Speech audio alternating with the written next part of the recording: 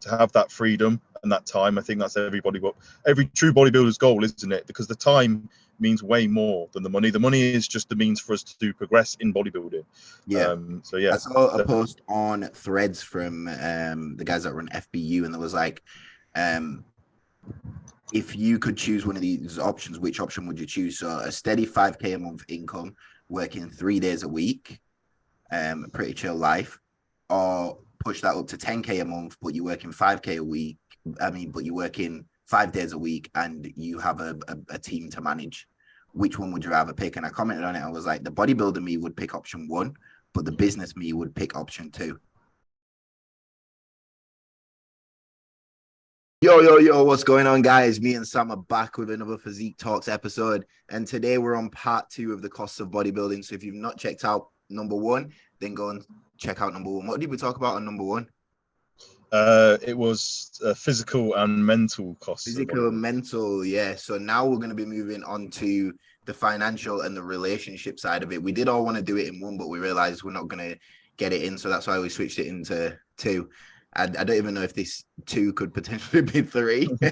Talking about relationships and stuff like that. As show, we got story times and costs. We want to break down the costs of bodybuilding, like it going into a prep and off season, just general costs and sacrifices that you have to make to afford bodybuilding. You probably see me speak about it a bunch of other times. There's a podcast coming up with, oh no, the Isaac one's dropped, and we talked about how we were working multiple jobs. One time I was working in the cinema and I was doing like stag do's on the weekend, and then I was delivering pizzas as well. And then I've had a job working at Sainsbury's. I've had a job, I worked at Superdry. What other jobs have I had? What jobs have you had to try and fund bodybuilding? Yeah, I've done all sorts, bro. I was like a waiter for at some point. I was doing waitering for like the Leicester, the Rugby Tigers. All the people would come in and I'd do that. Bro, I've worked in warehouses, like, bro, literally, I've been there and done everything. I've been a postman for a little bit. Like, honestly, bro, literally been there and done it all. Yeah, multiple jobs. And I remember even when I was first starting out as a PT, I still worked at the cinema for quite a long time. Even when I first started as a PT, working at the cinema was one of my favorite jobs ever. Sounds quite cool to me. One of my favorite jobs ever. I loved doing it. It was minimum wage. You didn't get paid nothing. This was when I was like 20 years old. But it was one of the most fun jobs ever, especially around Christmas time, because like you'd make so much extra money because people had just like dropped 20 quids out of the pockets and stuff from Christmas. So you'd be cleaning up the screens, and you'd find like a 20 quid and you'd be like, yes, that's paid for like 3-4 hours of work. Like, do you know what I mean? Like, you get that extra boost. And another one is, it's not good when you're dieting working in a cinema, because people, some people like will go to the cinema and leave like unopened bags of chocolate and stuff like that. Me, when I'm going, if I'm bringing a bag of chocolate, it's not leaving that cinema. Like, you know what I mean? Yeah, but sometimes people will bring like big bags of buttons and stuff and just leave them unopened. It's mad. Especially around Christmas time. So you're like, what the hell? So you're just picking up all these sweets, this little lush cash. You're absolutely balling. And then it's so easy. It's such an easy job to work. So all you'd have to do is go to the next screen, because you'd have to clean it. So you go, and basically there might be like a 20-minute gap. So you've just picked up all those chocolates and stuff from that one screen that you just finished. You now got 20 minutes before the next one finishes. So you just go sit in there, watch the end of that film, snacking on the chocolates and stuff you got from the last one. And it was just that over and over and over again. Oh, wait, that actually sounds good. I guess I saved money as a bodybuilder just by eating people's leftover chocolates. Didn't have to spend so much on food. That's cool though, man. It does sound fun. Yeah, it does. Any kid who needs a job, go and get a job at a cinema. It's so fun. And I think the management that we had was good as well, because they kind of just left us to it. And we managed ourselves. Like it was so good. Because I hate being told what to do. That's one thing. I don't like people telling me what to do. If I man. No, it's true. You want to be more independent. Yeah, you want to be independent, bro. With me, it's like, I'm going to get shit done. I'll get it done, don't worry. Yeah. But just don't tell me to get it done and get it done now. I'll get it done before it needs getting done. But exactly. I don't want you on my ass to get it done. Yeah, I'm the same, bro. Like you say, you work better when you're just like, just let me get on with it and I'll do it, like you say. just I mean, that was like when I worked as a PT, like we had the cleaning jobs and stuff like that. And there was one manager, and he was just like, I know you're going to get it done, so I'm not going to pressure you to do it. So like, if I have to get a meal in or whatever, then that's fine. I'd sit in the staff room, get my meal in. My jobs would get done. They'd always get done, but just don't pressure me to get it done right now. But they'll get done before the shift ends or whatever, or whenever I need to get it done. But anyway, jobs. You have to have multiple jobs to try and fund this lifestyle. So we're going to bring it over onto a whiteboard where we can kind of break down some of the costs, and you guys can see it visually, because that'll help you a lot to be able to see it visually. So if we can share the Zoom whiteboard. Boom. Can you see that? Yeah. Yeah, man. All right, cool. So what do you want to put the title as the first? Do you just want to put costs of bodybuilding? Yeah, costs. Yeah, just costs. Just Costs. like we're talking general costs to fund the bodybuilding lifestyle, like all year round. This isn't even like prep, so to speak. So all year round costs of bodybuilding. That's where we're going first. So number one, top of that list, what do we put? Food? I would say food, man. Yeah, food is like, as a bodybuilder, it's probably one of the biggest expenses, isn't it? Because it's something that you have to keep in. You know, you have to keep it in all year round. Sometimes we have higher quality food sources like a protein. If you're having salmon every day, you know, like salmon costs what, like 4 or 5 quid for a serving now, and that's every single day. It's something that we emphasize a lot, because food's the most important thing for us to build muscle, maintain muscle. So yeah, I'd say food's the most important. Did you see James Hollinshead's YouTube video where he did his weekly shop? Yeah, I think I actually watched that. Yeah. What did he say? He spends about 80 quid every 3 days. Yeah, 3 days. Yeah. Every 3 days. So if we're working that, we'll just say times 2, 160 quid a week is spending. So it's around 150 quid a week. So you're looking at 300 quid, 600 quid a month. Yeah. And then food. Obviously, James is a top level guy, so his probably requirement is a bit more, but you're still looking within that bracket, aren't you? You're still looking at 100 to 150 a week. So 400 to 600 might quid. Be spending what, like 35 quid a week on shopping or something? Yeah. Bro, I went into Aldi the other day just to have a top-up shop. I thought I'll just get a few bits here and there. Ended up spending 60 quid. That's not going to last me. It's going to last me like a few days. It's insane. I do that every day. I do that. And even when we go into prep, my food costs, it still balances out, because I tend to go for the higher quality meats and stuff like that. So like, even if I'm like, oh, well, I'm eating less, I'm going to spend less. Not necessarily, because in the off season, I will eat lower quality meat, and in the in prep, I'll eat higher quality meat. So I'll make sure like you and all that kind of stuff. You're generally going for like the lower fat as well, aren't you? Which is more expensive. Like say in the off season, you don't mind having the high fat meats, which are cheaper. Like say carb sources like oats, potatoes, rice. It's cheap, isn't it? But the higher quality food sources that you have on prep are expensive. So yeah, just because you're eating less doesn't actually mean you might even be spending more on prep. Yeah. So would you want to put a cost next to this, or do you just want to run through the bases and then go? We'll say like 400 to 600 monthly, I think, isn't it? As a rough estimate, would you say? All right. Yeah. 100 quid a week. We'll call it that. Yeah. James Hollinshead being at the top end of that, say like 600 quid. 600, yeah. Bottom end of that, we'll just put it at like 400 quid a month. Because it is. Yeah. I mean, that's probably minimum, isn't it? Like, bro, I've probably spent 150 in the last 4 or 5 days on. You can obviously reduce these costs by looking for deals, and I've got a Morrison's More card and all that kind of stuff. So Morrison's do steak Saturdays, where you steaks 20% off. So I'll go and like buy a big bunch of steak from Morrison's, like when it's 20% off on the steak Saturdays if you got a Morrison's card. So all these little things, tips and tricks you got to look for. I saw turkey rashers that was on sale for 99p. And turkey rashers have got a pretty long expiry date on them. So I just grabbed the full thing. I was like, well, I'm going to go through them. I'm going to take a full box of them if they're going to be on offer for £1, because that's half price. So rather than, I got like 10 for a tenner rather than 10 for 20. And that I've still got like 4 packs left in my fridge. So it's just being smart with your spending and trying to bring those costs down, especially in terms of meat. So number 2, what do we go on in food? What's next? So, I mean, if we're talking like bigger expenses, I'd probably say supplements are a big expense, aren't they?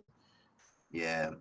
Subs, like, obviously, I mean, this That's again range depends. massively because it depends Yeah, on like what you use, and if you're just using whey protein, you're probably looking at like 60 quid a month you can get away with. But then you add creatine on that, you probably got 60, 70, 80. EAAs 90, 100, just say that 20 quid pre-workout. Another probably like 30, 40 quid for a good one. So you're looking at multivitamins, cod uh, liver oils. Yeah, any support like that you're taking, like on cycle support, you're looking at 40 minimum. You're looking at what, 300?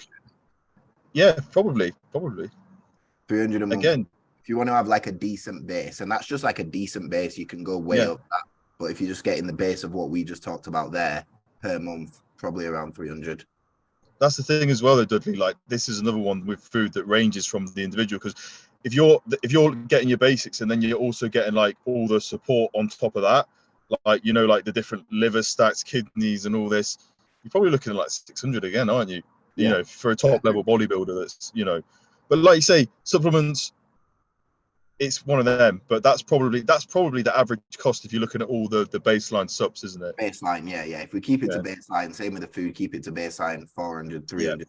That's what I'd say. Obviously, you can do less if you don't want to be taking all these subs, but that's it. And I guess like that's a thing that's a different podcast entirely, going into supplements, so I won't even delve into that. But breaking them all down. You know, all right, we will go. But we don't want to make this episode like 5 hours long. Right, so we go on to next. What do we go on to next? What's the next? So food subs, obviously, if you're an enhanced athlete, then you know, PEDs do come into play. PEDs. If you're natural, then you don't have to worry about that. You don't have to worry about this one. But PEDs, what we're looking at, again, it depends on what you're running. There's stuff, if you want to get onto like GH and stuff like that, the cost. But if we're just talking base test. Again, though, Dudley, it's like, what is your base test? Some people run like 200 milligram all year round a week, but I mean, it's so hard to just put that into perspective, like how much you spend. Let's just. Should we say, Dudley? Should we just say, like, if you're running, let's just say you're running TRT. TRT. So a TRT dose, you know, 120, 150 mg a week, half mil a week. You're only looking at like what, 40 quid? 40 quid. Really? Yeah. And then obviously, to be fair, that's what you could get away with. That's like bare minimum, isn't it? Really, just test. But like, if we're talking on cycle, completely different ball game. You know, if you're taking 300 milligrams, we can probably put this will increase when we go into prep. So if we go into cost of prep and we start looking, right, I might need a bit of tren, I might need Anavar, I might need Clen, I might need your Himbine, I might need flipping Masts, Primo. Might need an AI.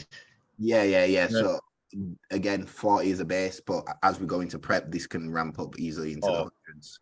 I think that we'll leave that for the prep costs, because like you said, you can literally get away with that £40 from the test, or when you're on prep, it's hundreds, isn't it? It is hundreds. You know.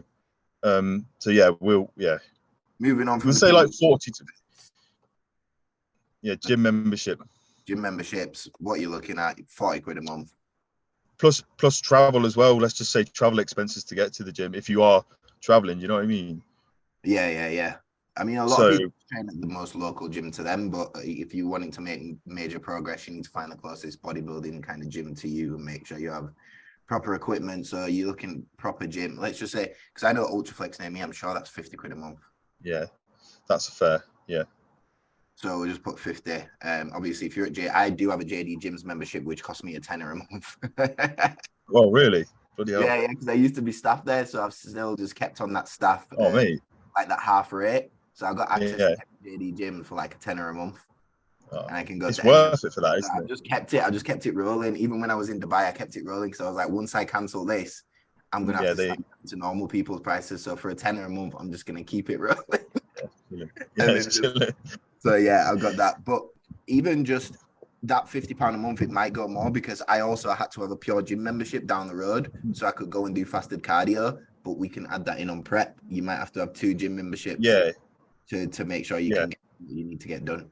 But as a base, Then as well, £50. yeah. I mean that costs as well, Dudley. Say if you're going to go on a road trip and visit other gyms, obviously that price is going to go up because you know you're doing one-off sessions here and there. If you want to train with a friend, day passes used to be like £3 back in days.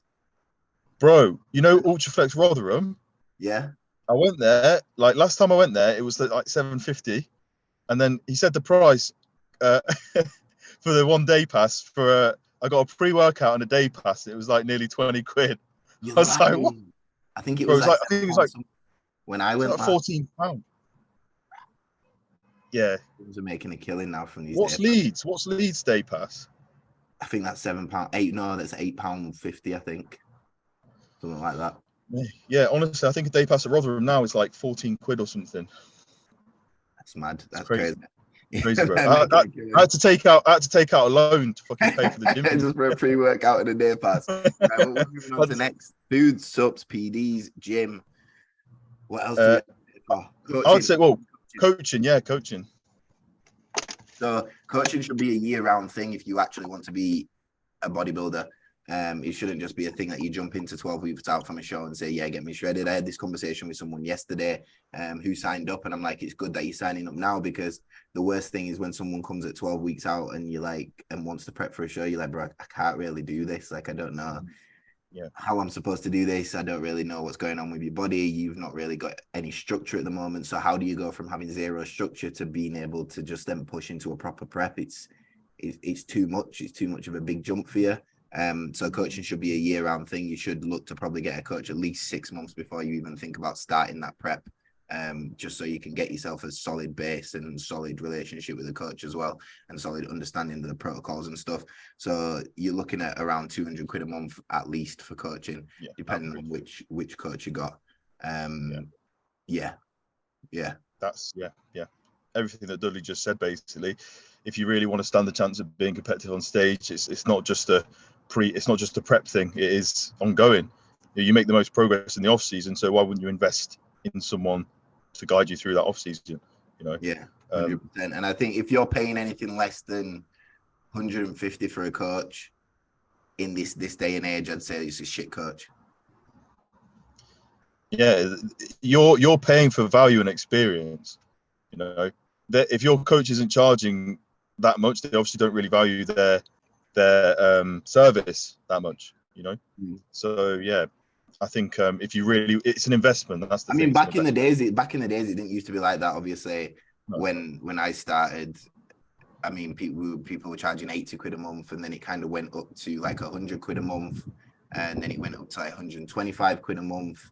And this is when I was working at Team LRF. So the point, these guys were the top of the UK in terms of like producing pro cards and stuff like that back in 2020, within the men's physique division and the bikini division and stuff. And so they were at the top of the game, and the top of the game was charging like 150. And then you'd have us guys who were underneath Rob at the top, who were charging like 125. But the game's totally changed now. I'm even seeing like lifestyle coaches who just charging 250 quid, and it's like, whoa, bro, it has like there's obviously like you don't want to take the piss, but at the same time you've got to value your service. You know, like Dudley's, you know, your service is extensive. You're not just coaching people for a bodybuilding show. You're helping with their mindset, their mentality.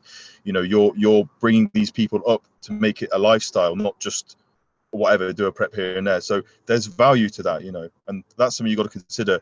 A good coach should be able to help you in all aspects, not just give you a food plan and a training program and get you on your way. They should be able to actually coach you. So that's what you're paying for. Yeah, that's what I try and run through when I go through my pricing structure and everything like that. I try and break down everything that I do. And if you utilize it, you will get the benefit out of your money. But like if someone's charging 250 quid and they're just giving you a diet program and a training program, then it's like you need to do more for that. But if it's someone like me who's got, I've got an educational platform system, we do uncapped check-ins, so you can check in as many times as you want. If I want you to check in now in 2 days and 2 days after that, then I'm not going to say you can only speak to me on a Saturday. pick up calls anytime. If you want to call me anytime, I'll pick it up.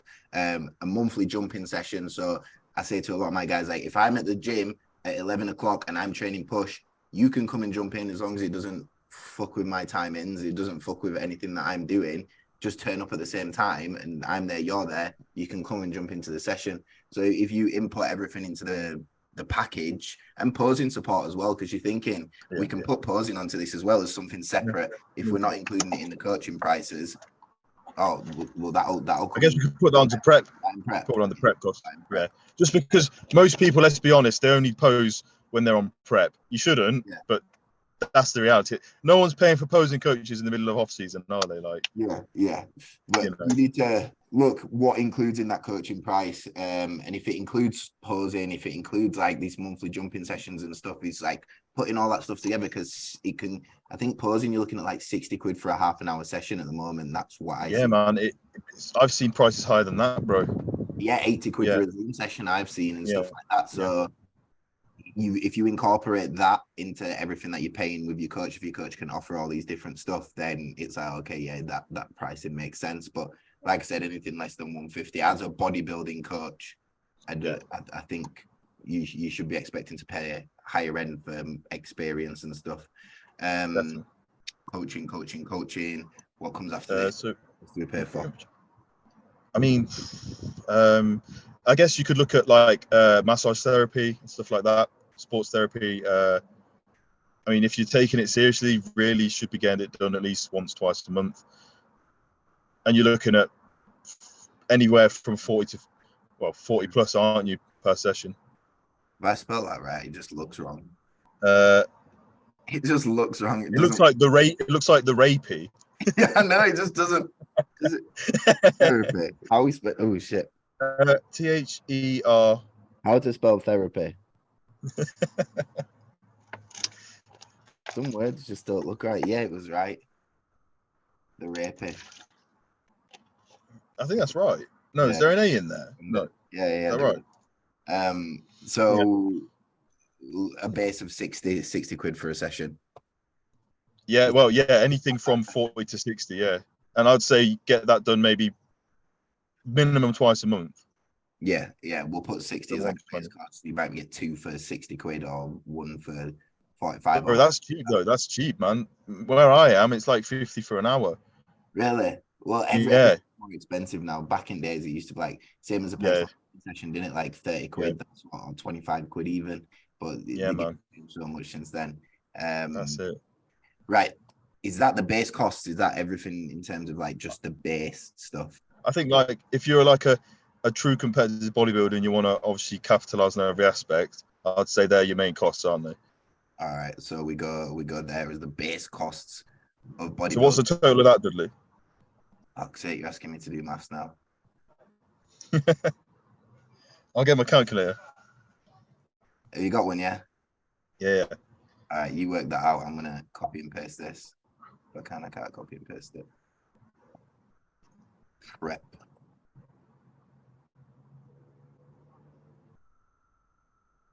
All right, Dudley, that is £1,050.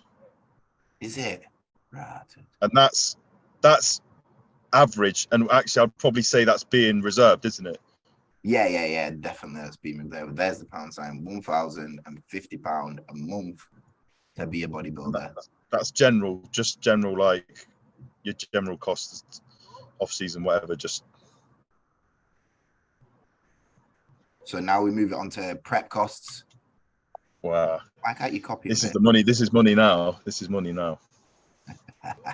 So now we're going to look at kind of all the show fees and stuff like that you might have to spend. So obviously you've got your base stuff there, which is still going to be the same. To be fair though, Dudley, like subs and food and PDs will be increased, won't they? Like, what do we up the PDs to? Oh man, like 200. Let's up it up to straight. Yeah. I think that's just average. That's just like We got to average everything out, don't we? Yeah. And then you might need subs probably memberships. Let me just put that up to 70 if you're adding a pure gym membership on there as well. Supplements, we take that up to 500. Yeah. Honestly, 400 to 500. Yeah. Do we take food up, or does it kind of balance itself out, stays around that marker? Yeah, maybe 450. You know, just because you are adding more high quality foods. Yeah. You are adding more like salmons, your leaner meats, stuff like that. You know, we'll give it an extra 50 quid. Coaching, we'll keep that the same, but then we will add in things like posing. Yeah. So posing comes in, and like we say, where do we put that at? 150. Yeah, probably 150 on average if you are. Obviously, if you don't need posing sessions, you don't need posing sessions. I have not had posing sessions in ages. I mean, but during like your first few seasons, you definitely need to try and have a few posing sessions, especially your first season. You need to be having posing sessions, so that's not something to skimp out on because you'll look like an idiot. But then this also can be included in coaching prices. If coach does have a higher price, okay, well, why do you have that higher price? Can you offer me posing and stuff like that? And if the answer is yes, then you automatically eliminate this cost. So you can be saving yourself money by having a coach that includes posing within the packaging. But if it's separate, that's what you'll be looking at. Okay, so now we go on to actual fees. Yeah, this is an entirely different cost in itself. So should we say like the cost of a regional, a Two Bros regional? Should we just break down that as like a, you know, standard, what you can expect? Right, registration. 125 now. 125. Oof. You know, bro, when I first did the Two Bros show, I think it was 50 quid registration. Was it? Yeah, or 75 quid. To have NPC worldwide as well. Yeah. So that's 40 quid there for the NPC membership. I'll just put NPC. Obviously, if you're doing a different federation, you don't have to get this NPC. I think Two Bros is probably the highest you'll pay. So if we cover that, then at least you know, like a PCA is going to be cheaper, PhysiqqTalks is going to be cheaper than that. This is probably the most you'll pay for a show. So yeah, but even registration, like when I did like pro qualifiers, you can be looking at like 300 quid. Oh mate, I think we should do pro quals as a different thing, Dudley, because we can put all the fees for like the travel and stuff. All right, that's a totally different thing. But 300 quid entry was, I'm sure that's what I paid at the Amateur Olympia. Yeah, it is about that, bro. Yeah, Poland was 300 for me as well. Yeah, so pro qualifiers that ramps up, but this is just a regional registration. Yeah, this is a regional. 75 is it about? I think that's more at 100 now, isn't it? Yeah, it probably is actually. Yeah, it probably is. I'm going off of even last year, but yeah. Yeah, I think. And then we're going on from tanning to. Let's just put media, which means videos. Yeah, media. Yeah. Like that, which obviously, if you like to put stuff on Instagram, you like to have the memories. You can get the free stuff here and there. You don't have to get photos for every show, but that's probably running you at 150. I think it's probably about that now, isn't it? Yeah, that's probably what it is. I think you can get like a video for like 50 and then maybe like photos for about 100, usually in a package. So you're talking about media. If we're talking about a Two Bros show, normally you've got to go to Maidenhead. So you registered the night before. So you're probably looking at Airbnb or hotel fees because you're looking at staying over, aren't you? Yeah. This doesn't apply to PCA because I know that they do their registration on the day, but Two Bros basically is a heads up. You do the registration the day before, the night before. So normally, if you're coming from far away, I'd say 9 times out of 10, you're going to be staying in Maidenhead, aren't you, for the show? You need tanning the night before as well. Remember that? So yeah, tanning as well. Yeah. The base layer of tanning. So travel, accommodation, all that kind of stuff. 100 quid a night for a hotel minimum night. So that's 100 quid there. And then obviously any other fees from wherever you need to get to. So. Well, wherever you need to get from. So I don't know, that could massively range. So do we just put £100 as a base for travel? Yeah. Because if you're coming from all the way up north, yeah, you're going to be spending that on fuel easily. But obviously, if you're local, you're not. But yeah, as an average. As a just a night fee for a hotel, 100 quid in a travel lodge, and you sorted. Yeah. Okay. Anything else? Should we put 200 for that, Dudley? Average. 200. Because like. Depending on where you're coming from, the fuel could be 100 by itself. You know, I paid like, I think to Maidenhead for me is like 60 quid to get there. So, you know, even more that is an excellent. What's that? Even more for me because I'm further up north than you are. Yeah, you're up north. Yeah, that's what I mean. Yeah, that's something that's kind of irritating that they do it in the same location every single time.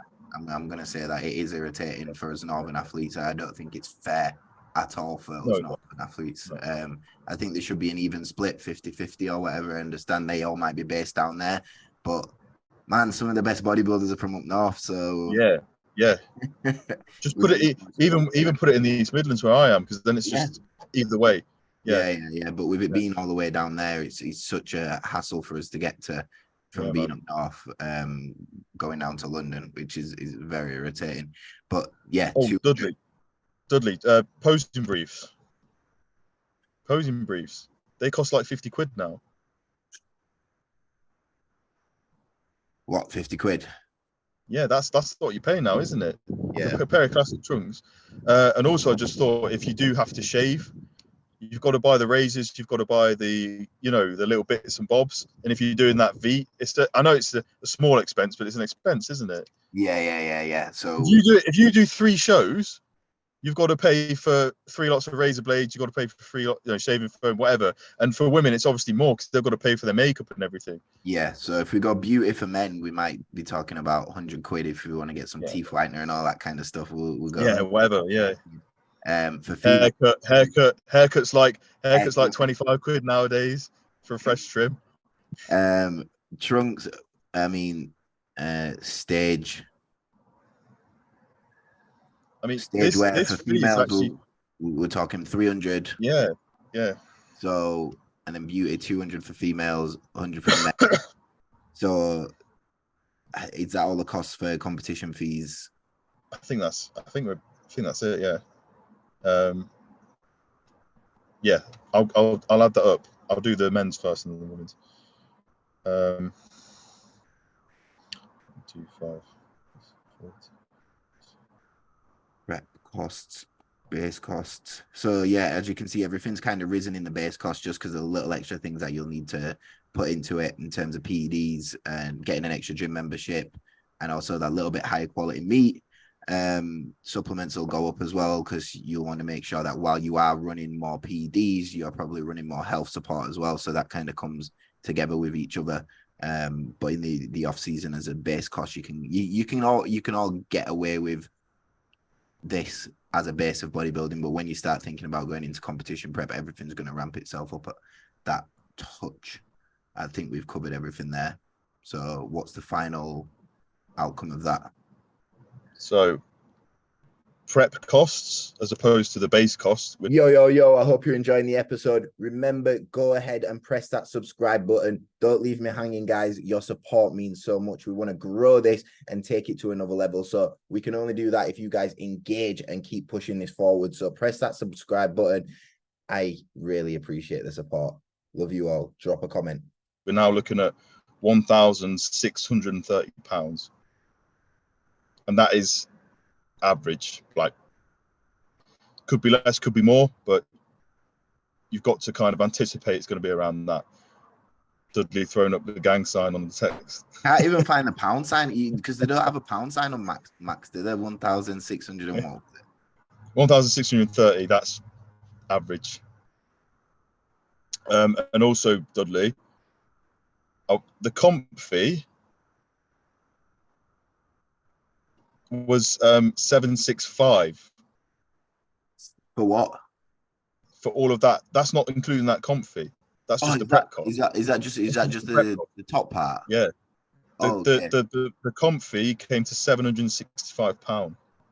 Oh, okay. So what's that all together? Put those two together. So 76. £2,395. Nearly £2,500 for one show, a season and one show. That's in your country. Yeah, in your country. I mean, obviously, once you've got the stage wear and the NPC membership, obviously you can take the costs off for the next show. But that's baffling to me, actually, to break that down. £765 for one show. And that was just the men's. The women are spending more. Yeah, the women's could definitely go up to like 3,000. So with all these costs, you've got to spread them out as much as possible. As soon as you know your show you're doing, get it registered for, pay all these fees as early as possible. Yep. And then leave the travel stuff until later if you need to leave the travel stuff until later. But just try and get everything booked and paid for so you're not stressing Because worst thing is getting to that close to that show date and thinking, right, I've not paid anything and now I'm gonna have a massive outgoing all at once. But if you can sort this out months in advance and just pay bits at a time, okay, I'm gonna pay my registration for this now, I'm gonna pay for the photos now, I'm now gonna buy this, I'm now gonna buy that, then you can obviously make it a lot more manageable. But just don't leave it until last minute, because I've seen guys leave it until last minute and then they're like, oh, I don't have no money to compete. You should have been sorting this out from time. You should have been registering for your shows and getting your shit in order. So get your affairs in order as early as possible, and make sure you do have the room to spend this amount of money on bodybuilding. Yeah. It's not going to leave you broke in real life. Basically, like Dudley said, make sure you're actually kind of plan your as soon as the calendar's been released, plan your shows in advance so you know exactly what you're doing. Like you say, spread the cost. That's the way to make it cost effective. Spread the cost, get the things that you need to do, like registration, done first, and then, like you said, the travel later, and just spread it out. Otherwise, like you say, you're taking a hit of like 800 quid in one go as opposed to spending it, across a few months. So yeah, man, you definitely need to strategize. Unless you've got the money there, then fair enough, but not everyone has that luxury. So yeah, that's just on average.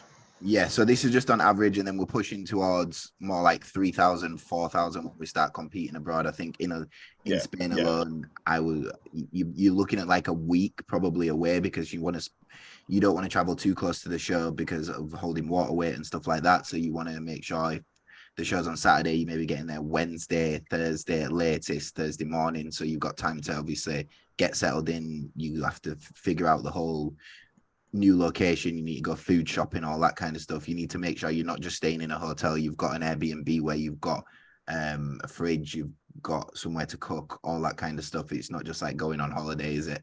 Like, you need to make sure from home living. That's a mistake I made last year in Italy. We got a hotel, but there was like nothing there. So again, we were spending more because we had to find the foods that we could just kind of get on the go. Whereas, like you say, if you get an Airbnb, it's going to work out cheaper because you've got all the amenities there. But like what I want to kind of make clear, especially to anyone watching, if they are thinking about doing pro qualifiers, the cost is night and day difference to a regional. Like Dudley was saying, you've got to pay for your flights, you've got to pay for accommodation, taxis or Ubers if you're going around. The fee to enter the show is literally twice what a regional is. So just for anyone that's out there watching that is thinking about doing a pro qualifier, definitely weigh out the costs, because if you're just entering a pro qualifier for the fun of it, at least make sure you got the money, because if you've got the hopes of going pro and you're not even close, then you're going to be disappointed and you're going to end up with a lot of money being spent as well. Let's take out stage wear from that, because you'll have it. If you're doing a pro qualifier, you should have your trunks already. Yeah, pro qualifiers, we're looking at that registration bumping up to 300. You still got your NPC membership. Tanning might be that little bit more expensive just because the can will charge a little bit more. And same with media, just because the can will charge a little bit more. And then travel, you're looking at probably like £1,000. You got to put flights into that. You got to put your Airbnb for a week into that, so it could ramp up to even more than that. But we'll just say 1,000. Taxis and Ubers and stuff like that. Traveling. Oh yeah. While you're there, that could easily ramp up more than 1,000. But we'll just say 1,000 is a base. So the second portion of it, if you was to then add all that on, that takes it over 3,000. Like I said, £3,000 to £4,000. And then actually, Dudley, as well, like food costs are a separate thing for a pro qual, aren't they? Because you've got to buy all your food there. Yeah. You don't know what food prices are like when you're abroad. It could be all over the place. So I mean, I think we've covered everything in terms of cost there of bodybuilding, and how to deal with these costs are just making sure that you're prepared to pay them. And if you need to get multiple jobs, you get multiple jobs. And the thing is, like, you will do it. If you want to be a bodybuilder, you'll do it. You won't even think. I've never broke the cost down like this. I just know that if it needs paying, I'll pay it. I'll deal with the rest of it later. I think if you actually sat and looked at the cost, you'll be surprised. Like, even I'm looking at it and I'm thinking, bloody hell, yeah. Like for the entry fees and stuff, you're like, wow, I actually spent that. But like you say, when you're there and you've got that goal, you don't even think about that. The cost is, you find a way to make it happen, because if you want it that badly, you find a way. You know, you work more jobs, you spend more hours. You know, you spread the costs. You are effective with your money. You put savings away. You just do it, don't you? You just do it. Yeah, but this is why we say all bodybuilders are broke, man. Yeah, because we don't make. What do we get off the back of this? Do you want me to tell you what we get off the back of this? Fuck all, man. We get fuck all. We spend all this money, yeah, and in return, we basically get fuck all. If realistically, like a financial benefit from it. Yeah, we get absolutely fuck all. How much money did we make? Yeah, how much money did we make from that? Yeah, we made no. As opposed to we just got the goal of going pro, and money means a lot more. I mean, just us doing bodybuilding means a lot more than obviously the money that we get back from it. We have the hopes in the future that we can make money from it, but right now that's not the main priority. Yeah, we might have clothing sponsors, we might have say I've got a sub sponsorship, so I can then take this away, but that all happens as you kind of get more advanced and your name gets out there a little bit more. You have to put all this money in first, and then the supplement sponsors will come, and then you might get a food prep sponsor, and then you might get a massage sponsor, and then you might get a coaching sponsor, and then you might get to train in a gym for free. So I can knock quite a few of these costs off now. So if we're looking like personal costs for me now, if we copy and paste this, can we copy and paste this? On this. So I didn't even mention, you know, like another cost is the gym clothes side of things, isn't it? People buy Gasp and Monster Factory and God knows. That's another, isn't it? Yeah, because we don't fit in normal clothes. I went into Zara yesterday and I was like, the highest size they're doing here is an XL, and that just don't fit anymore. There's no chance I'm fitting in an XL. I think this t-shirt that I've got on right now is a 3XL, and going into the off season, I can't wear anything less than a 2XL because my belly will just be too much hassle to try and hold it in all the time. That's how it is. That's the reality. We can't go to normal shops. We can't go into Primark and get a cheap top because this is Primark. This is Primark 3XL. Oh, is it? Yeah, that's 3XL, what I'm saying, £7, man. Yeah, the new NBA range. We got to buy like 50 quid. You got to buy like 50 quid oversized t-shirts. yeah. You got to find the shops that can handle you as a bodybuilder, because not all. But like I was going back onto costs that you can eventually wipe up. Once you start building your name up, you might get a food prep sponsor. So you might only have to. They might give you meats and stuff, so that might turn to like 100 quid. You might get a supplement sponsor, so you don't actually spend out on supplements. So they might give you like an allowance, and then you will only end up spending an extra 50 quid. But I can pretty much wipe that off now in terms of what I spend on supplements. PEDs, that's going to be there. I know some people even have PED sponsorships and stuff like that and get stuff off the back of PEDs. Gym membership, I don't pay no gym membership. I get a free gym membership. Coaching, again, you can wipe that off. Massage therapy, wipe that off. So you end up being able to wipe certain stuff off because you get sponsorships and you get people giving you out a lot of stuff. So your costs can become a lot less as you start building your name up and people start knowing who you are. So at the start you have to pay it all out, but as you get more advanced in your bodybuilding journey, you might be able to just eventually cut all of that out. That's what people like. They're like, oh, they look at the guys at the top and they're like, oh, well, they've got a food sponsor, they've got a clothing sponsor, they've got blah blah blah. Yes, because they worked from the bottom. They spent their years grafting and spending all this money with no return because they knew it would pay off eventually because they believed in themselves, and now they have got these sponsorships. So, you know, like people kind of expect, oh, because I'm training and I'm a bodybuilder, I should be getting sponsored. You have to earn that. You've got to work for it. And we've done our time, haven't we, Dudley? We've done our years putting thousands and thousands into bodybuilding, putting it into all of this, and slowly we're getting it. Like Dudley's sponsored by Insight now.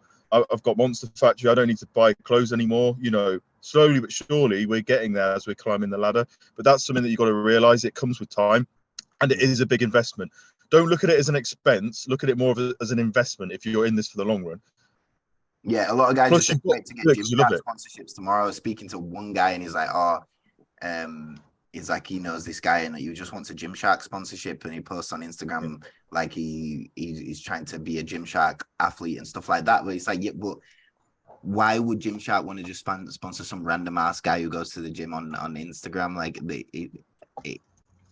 The what? Like, who Exactly. the fuck are you? Who the fuck are you? Guy on Instagram. Like, it's going to take more than that to get the eyes of these companies. Definitely, and it's so much more goes into it even than just having a good physique. You've got to be a presentable person, I think, and align with the companies that you're going with.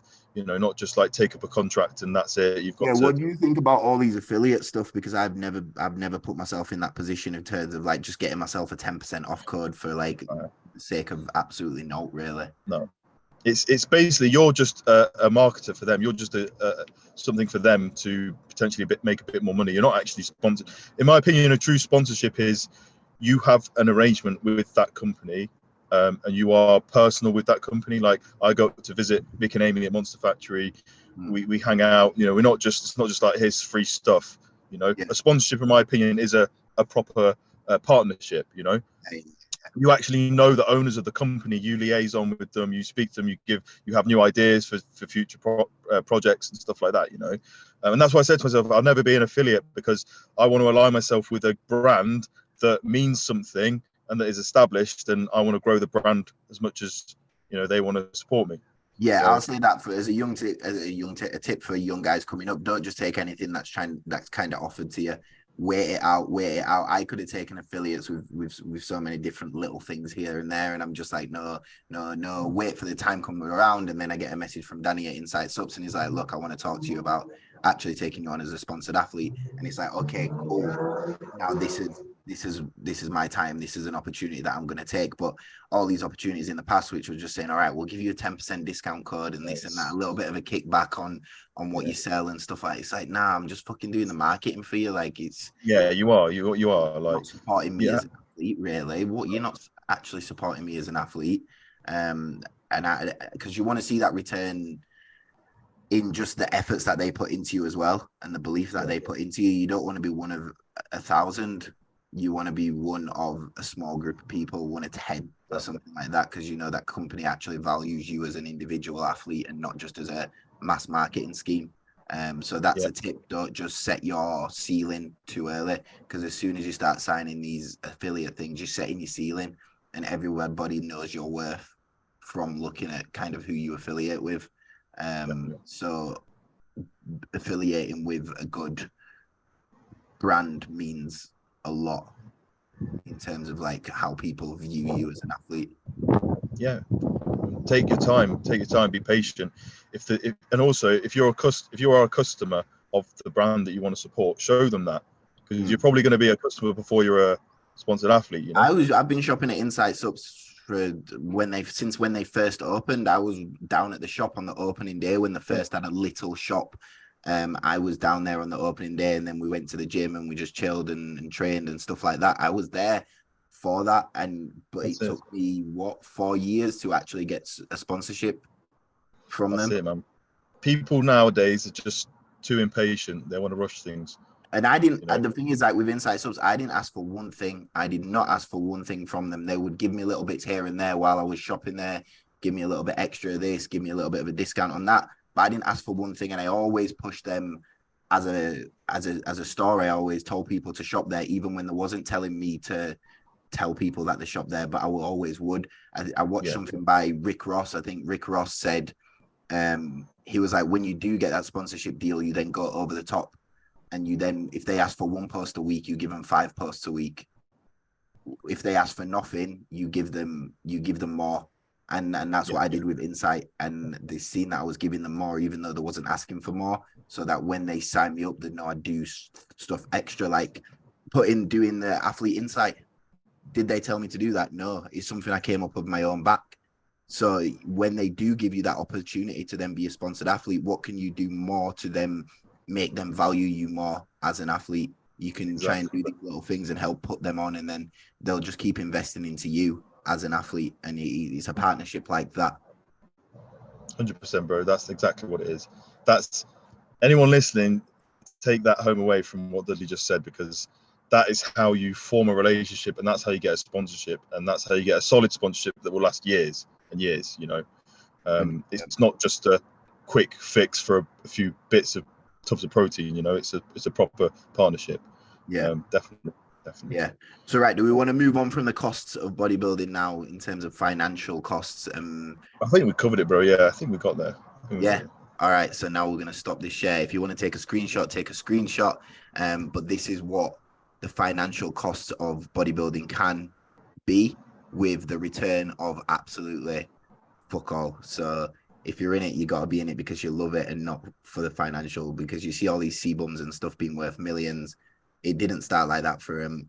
Even Urs says he's obviously one of the top in the world now. He's still living in that same flat in Berlin. He's still driving the same car. He's still living in with his girlfriend in that same 1-bedroom apartment. I don't know if he is right now, but after the Olympia after he got all that big boost, he might have upped his game a little bit now if he's getting all these sponsorships and stuff like that. Yeah. But he said he's just happy in that life. He's happy with the bare minimum and just being a bodybuilder, and the finances can rack up in his bank account and he'll use them when he wants to use them. But all this money that he's now getting just allows him to be a better bodybuilder and a bodybuilder with more freedom. I think that's something that helped me out a lot once my coaching business started growing. I was like, whoa, now I can actually be a bodybuilder with more freedom. And that's what I wanted. I don't want to buy all this fancy shit. I don't drive an amazing car and all that kind of stuff. I just want to be able to not worry about buying the best food and doing everything that I can do to be a better bodybuilder.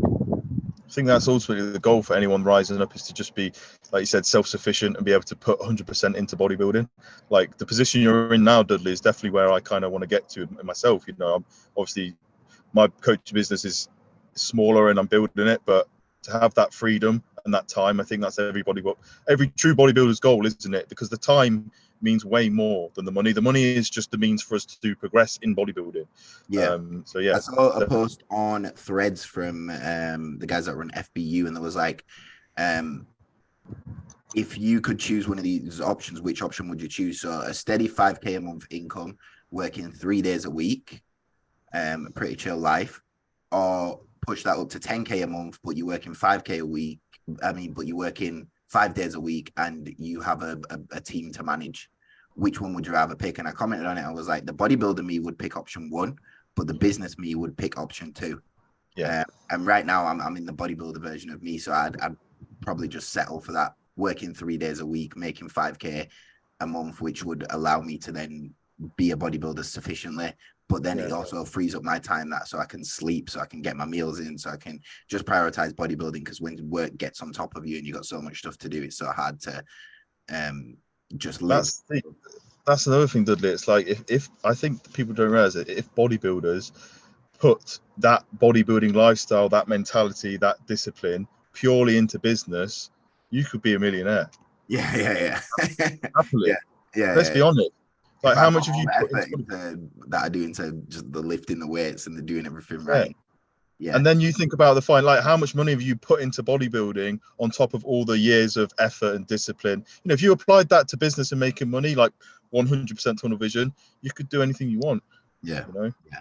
And I think that's like what bodybuilding kind of teaches you as well. It does give you that, doesn't it? It does instill that in you. And that's why we're doing this. That's why we put so much money into it, because we fucking love it and we love the benefits it does give us. I know we talked about the costs. We're talking about the costs, but it does give us really good benefits. And that's why we do it. We're gonna have to do an episode where we talk about like all the good things, because I think we're talking about, right, we have to give bodybuilding literally this, and this, and we don't get naught from it. We get a shit ton from it. We do get a shit ton from it. In terms of money, we don't, but everything else. We get a shit ton from it in terms of like just the way that we live and the view, like, a few little things, not a few little things, a few big things in our lifestyle. Right. So let's transition on to how long have we been going now? About half an hour, do you reckon? Bro, I was going to say I got to leave probably in 20 minutes. In 20 minutes. We can wrap this up in 20 minutes then. So we want to talk about... Do you want to do emotional? Do you want to do emotional as part 3? Really? Do we? Do you want to do like a weekly wrap-up of bodybuilding now and then do emotional? What do you think? All right, let's... Yeah. I feel like we could go off on a tangent with emotional. Yeah, I can definitely go out on a tangent with... We got stories. We'll leave relationships for next time and we'll just go with a financial. So we'll have to go for an episode 3 on this. Let's just have a look at kind of some bodybuilding stuff from this week. Then if we're going to wrap it up there, as we do at the end of every single PhysiqqTalks episode, we share the screen and we have a look at a few Instagram stuff, see what's been going on in the industry. Today I've got a few stuff up prepared to look at from Instagram. which doesn't seem to want to be here. Let me just get it up before I share the screen. Figure out where it is. Instagram. Add the page up. Here we are. Right, a few things to look over. Has it crashed? Screen's crashed. No, bro. Screen's crashed. Right, share the screen. Boom, boom, boom. Keon. I think we looked at Keon last week, didn't we? But Yeah, he did some guest posing. Let's just have a watch of his guest posing because he's looking good. That lighting, man. Come on. I know it's guest posing, but that's it. He looks like a statue. he looks sick. Have you seen it's Brandon hard body classic this weekend? Oh, this weekend, isn't it? Yeah. The production quality, I'm sure I put a picture up on Threads, and if that's the production quality, I'm excited because it looked kind of, in terms of comparing it to other British shows, it looked like the production quality of it was really good in terms of lighting. Have you seen the picture? I haven't seen, man. No, I didn't actually look at that. That's pretty cool, though. I guess because he's investing that, because his show wants to put a bit more into it, which is fair enough. Brandon Hart. Is it a Braywick? Is it a Braywick still? It can't be fucking looking like this, lad. What the? That's fucking no. So you put that picture up, and then that looks like a good production quality show for a UK show. If we can get this as a standard for UK shows, the competing experience will be a lot better because we really, really, really need to up the standards in UK shows. And as you can see, there's like a big fucking statue in the middle. Oh, that's insane. Oh, you can't keep it up with Fred's. It's like a big statue in the middle there. You got lighting. You've obviously and that's for a regional as well. That's a regional, yeah. If we can please keep this production quality standards in the UK like we see on the international stages, then I'll be very happy. And I think it'll bring a lot more eyes to bodybuilding, and that production value, it means a lot to the athletes as well, because we love stepping on stages like this. I hate stepping on regional stages. It bores me. Yeah, there needs to be more like wow factor, and we want to feel appreciated, I think, as well. Yeah, because we don't feel appreciated when it's just thrown together. Yeah, that's we spend so much fucking dieting. I think Fuad talks about it a lot, production quality, because he understands as an athlete that that's what we want, not just as a businessman. Like, we diet for fucking 3 months and absolutely graft our asses off to step on a little shitty stage. It's not. Yeah. Plus, if you're spending upwards of 700 quid to get on that stage, and so are like hundreds of others, you're going to expect something good, aren't you? You're going to expect with the medals and stuff like that. Like, look at this back in days, man. I've got the UK BFF British Championship fucking trophy here for 3rd place. Yeah, man. Trophies. The size of it, and it's heavy as hell. This is a 3rd place trophy for junior men's physique, and he can give me a bicep pump. It's that heavy. Like, we don't. That's one thing I miss. Like this anymore. That's one thing I miss, man. The trophies. Best trophy. And I wish we didn't just have medals now. And you seen at the Amateur Olympia, they had the rings. Yeah. I'd love a ring as well. There's so many ideas that you can. Oh, me. Yeah, if I was to have the show, I'd just put so much money in just making it good for the athletes and making sure that it's incentive, isn't it? Like, trophies are an incentive. They're just an extra thing. Medals, I'll give a fuck about medals. I've lost half of them. I've only got one 1st place medal here. Other one, I don't know where it's gone. I've got a few 2nd places that have probably been lost. I've got. It just doesn't mean as much, does it? It just doesn't mean as much, because everyone gets a medal, really. Everyone gets a medal. Like, back in the day, everyone got a medal, even for competing. Like, trophy means like, look, I won this, or I came top 3. It's like a symbol. It's like a memory, isn't it? It's a memory. Trophy, medal, you just don't really get that from that. Yeah, but anyway, production quality looks good on that. But Keon's looking good. Yeah, man, he's looking. I don't know how many weeks out he is, but he's definitely looking like someone that can win the 212 at the Olympia. I don't think he'll have any problem qualifying for it. I feel like he'll be ready. Obviously, the condition was a big thing that people always put a question mark on with Keon, but he's if he brings it. If he brings condition, but he will also be going up against John Dewitt. So John Dewitt's looking really fucking good, and he's 5 days out from the Atlanta Pro now, coming in this week. Is he still doing 2-on-2? Someone Yeah. said that he's doing open now. 2-on-2. Yeah. Oh yeah. So he's on the cards. You know what? Atlanta. Even though obviously Kieran structurally is superior, I wouldn't count John out just because of his conditioning and his, he's nailed. So it's not going to be easy for Kieran. It's not going to be a walk in the park. No. Look at that. Ratted bomb. Man, that's just silly. That's 10 days out. But obviously he wasn't even supposed to be doing the Atlanta show, but he jumped into it really quickly because he was already ready. Look, I had planned on Chicago, but I'm ready. So Atlanta, here I come. So he's coming in at the Atlanta show. Yeah, man. Is that this weekend? Yeah, that's this weekend. Can we see the lineup somewhere? The bodybuilding lineup is absolutely shite. I'm not gonna lie. We were saying like, Son. Yeah. Hassan gonna. It's basically his qualification. It's Stan or. Yeah. I don't even think we can say it's Stan. I think it should be a Hassan walk in the park. It should be, but because Stan was one place below Hassan the other week, wasn't he? I think that's the only guy that's going to look to push Hassan. But I think he's going to look to push him, but I think it should be a walk. If Hassan learned from the past two shows, the Toronto and I can't remember what the other one was. If he can learn from those two shows, which he should have done, he's got it. Then he'll come in right. Keeps his gut in and transitions and all that kind of stuff, because it seems like a major posing issue that always lets him down. Seems like keeping his. You kind of hope that he will get it, because he is there, isn't he? He's just needed to jump into the right show and fix his issues. From here, it's just a bunch of European shows. I think the European show the week after this is looking really stacked. You got Regan Grimes. You've got Andrew Jacked doing that. You got he'll be ready. Still got guys like Blessing that need to qualify. I don't think he's doing the European shows though, but you've got Hunter Labrada as well. Yeah, the European shows are looking pretty stacked as well over the next few weeks, but we'll cover those when it comes to it in the lineup. Come out. But we was looking at 2-on-2 this weekend. That's classic men's physique. 2-on-2 is not even on there. But anyway, is that a different show? You what? Because there's like 3 Atlanta, US shows. Toronto. Fan Pro show. Oh yeah. Because there's like 3, isn't there, this weekend? I think there's like 3 big pro shows in the US. I don't know where Atlanta is, but we should be looking at Stan to win that. So if we look at as well, Good Vito, what's fucking happened to him? Oh yeah. He jumped off the stage. I don't know if the video's here. The guy's jumped off the stage. Apparently he's going to be fine. He's still back training, but he's jumped off the stage and he's twisted some stuff in his knee. So I don't think it's as bad as we all first thought, and he's going to be out. Oh.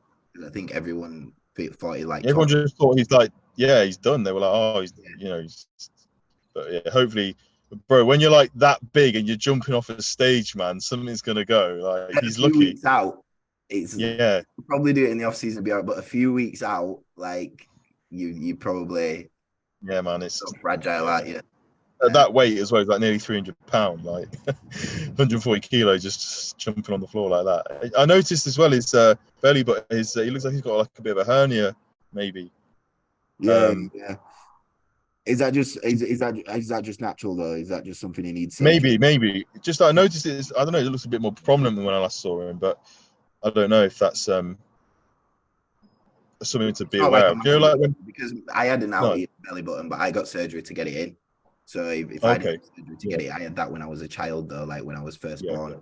My parents got it done, so my belly button would be like that. To be fair, it's probably nothing major. To be fair, nothing. No, I don't think it's something that I'd be marked down on. Yeah, no. But anyway, absolutely flipping huge. Let's pull up his Instagram here. Yeah, he's insane. Yeah, I think there was a comparison to Nick Walker the other week, and I was like, to be fair, I think he's a bit taller than Nick Walker. Is it his pro? When was the last time he stepped on pro stage? This is his pro debut. That's what I was thinking. Pro debut. He should be looking at pushing top of the Olympia this year if this translates on stage. Yeah, absolutely. If this translates on stage, he should be looking at the top spot in the Olympia. But yeah, man, it's good to see all these European guys coming through and taking over on the stage more, because what we want to see is the Olympia being like it used to be back in the days, where, you know, we had like the Mr. Universe, it'd go to Australia, then we'd have it in Yeah. London, and then you'd have it in Yeah. different countries, you know, like a World Cup. Yeah, man. That Yeah. would help bodybuilding a lot more if we had it like a World 100%. Cup where it was hosted in different countries every single year. It was in Pretoria, South Africa as well at one point. It was like South Africa. global, yeah. So if we could, Yeah. because remember, like all these, we're getting so many more bodybuilders just from overseas and stuff now. I want to start to see bodybuilding be more international and stop seeing these Americans gatekeeping it as much as Yeah. they Yeah. Because the Americans, like they think they're top dogs. Yeah. If you think about the last people that have won the Olympia, you've got Hadi, you got these Middle Eastern guys as well. Give them a show out there. Yeah, Big Ramy, yeah. These are Samson's going to be a title. Samson. Yeah. Title. So if we're continually seeing people from different countries like taking over the top 6 and winning the Olympias or the Arnolds and these big shows, then we need to start thinking about, okay, well, maybe there are fans in other countries that don't want to have to fly to America to see big shows. Yeah. Bro, you know what? That would be really cool if they actually started doing that and started branching out again to other countries. Yeah, because the will sell out. You got to think, okay, Olympia sells out now, but you take that to London, you don't think everyone in England who is remotely interested in bodybuilding is going to purchase a ticket. It will sell out. Yeah, it will sell out. It will sell out, and it'll sell out faster and in a big venue. And the vibes will be so much higher because it's everyone's first time going there. And the American athletes are going to have to travel over, but that's what we have to fucking deal with being British. Yeah, exactly, bro. I think that we need to get British bodybuilding on the map. We need to step up our game, bro. It's definitely stepping up in every single class, though. Men's physique, it is. classic, like we're bringing the waves. So we just need to keep showing the Americans that it's not just all about them. Because for a period of time in the 2000s, it really was just them, wasn't it? Yeah, definitely. And last thing we could cover today in the terms of bodybuilding news, we've obviously got Rob Taylor, who had the issue with this kind of, what was it, allergic reaction here? Yeah, I think from what I read, allergic reaction, and it's like burning. It looks like burning of the skin, doesn't it? Like, yeah. I have spoke to him. I hope I can get him on to speak about it a little bit more. I don't know if he kind of wants to go out there and speak about it that little bit more, because I can understand how it can be like a little mental thing that you don't want to really go into, and you just kind of want to move on to the next thing. But if he's open about it, it'd be good to kind of get him to speak about it. But we've seen Guy had the same issue. So Guy Cisterino had a similar issue. It was to do with taking diuretics, the tan and UV light, I think. Yeah, that's it. Light. So it makes like a reaction. It gives you like a reaction and burning thing, which is just annoying to, especially from what Rob's gone through. Prepping for the Olympia, he had to pull out because of injury. So and from that, I remember he made a video saying he's done with bodybuilding, he's quitting bodybuilding and all that kind of stuff. And I don't think we expected to see him back. And then we saw him come back, and then this happens. It's just like, fuck. Mate, it is gutting. It is absolutely gutting. Like, when I saw it, I was like, shit. Like, because I was watching his prep, I was watching his videos and stuff, and like he was absolutely grafting, and to have that happen in the last like 48 hours, it is gutting. But hopefully he can make a recovery. And stuff like that, and you see him in the gym grafting and just doing everything that he can do for then that to happen. But it's like what happened with me, my shoulder 3 days before that regional, my shoulder decides to flare up and do that, and it's like issues, man. Yeah, it's shit like that though. It's like you can let that break you, or you can carry on and not let it. Like it's so easy, isn't it? I'd imagine it's so easy to let that just get the best of you and to say, "Oh fuck it, I'm done." Like you just got to keep going. As long as you keep going, you will get your time. Yeah, we'll see what happens to Rob after this. I don't think he's released a statement or anything. If he's continuing with prep or he's going to push on again, wait for it to heal. So we'll see. It'd be good if you could do the athlete insight with you to maybe talk about it a bit more. Because I'd love to get him on. But what other 212 qualifiers, Olympia qualifiers have we got in Europe now? I'm not sure. I think there's still quite a lot. I know there's quite a few European shows, but which ones are Olympia qualifiers? And which ones are just points? That's true. We'll just have to see if he comes shooting back, or he might just have to travel over to the Americas and see if he can get that Yeah. Conditions never an issue. Nothing's ever an issue for Rob. It's just, can he make it to the final mark with no hiccups External that are out of problems, his control? And it feels like that's yeah. been the same for me. Can I make it to the final mark without any hiccups in my control? Without any happening. Since 2020, that's every single year I've had summit. So I'm in a similar position, but we just keep on going. Keep going, yeah, and hopefully that one time it does go your way. Going. So yeah, that's all the news for this week. Actually, personally as well, I've got we disappeared. I've got my ultrasound booked for Friday on my shoulder. So hopefully I'll be able to figure out what's going on with the delt. And whatever's going on with the delt, it's had the same issue in the glute. So hopefully by next week I'll be able to know what I can do in terms of pushing forward and getting rid of this delt thing, because honestly it's made me so self-conscious. Like every time I'm in a vest and it's just sticking out, and people that don't know bodybuilding or whatever might be like, oh yeah, look he's been injecting steroids in his shoulder. And then people that do know bodybuilding are just like, oh, look at him, he's got a bad pin, oh, what's he done there? Like there's always judgment and without actually understanding the circumstance. And keep us updated on that though. It kind of hurts me a little bit because I know that people will be, because even when I spoke to Rob, Rob Taylor, I spoke to him at the gym because I went over to him and he was like, yeah, I noticed that thing on your shoulder. And that was like kind of the first thing that he said to me, because I brought it up to him. I said, oh yeah, this has happened, whatever. And he was like, yeah, I noticed that it was when you were doing side raises. And I'm like, fuck, that just shows people do. He looked over and he saw that. And I'm like, that's what everyone's doing, looking over and seeing that. So it hurts me, but hopefully we can get it sorted. And also, blood's done within the next couple of weeks, so I can get back on cycle. Are you back on cycle or what's going on? No, not yet, bro. I'm giving it another probably 3 weeks. I had my bloods done. 2 weeks post show, and everything was okay.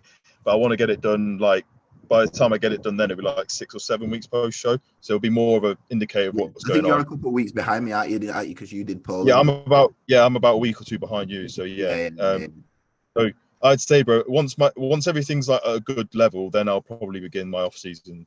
I'm excited to go ahead. So I'll be getting my bloods done. The guy said he'll call me either today or tomorrow to get them done. Because I said I'm local, I can just fire in at any time. Yeah. So once that all comes back green and good, then hopefully we're ready to absolutely just get wham. Me and you'll be open next year. By yes, bro. My weight's not going. My weight is just wanting to go up. Bro, literally the same thing, man. I think we're going to be. Where are you at now? I was like 103 this morning, man. kg? I don't know. I've been working 103 kg, yeah. So I don't know what that is. Pounds. 227. Jesus Christ.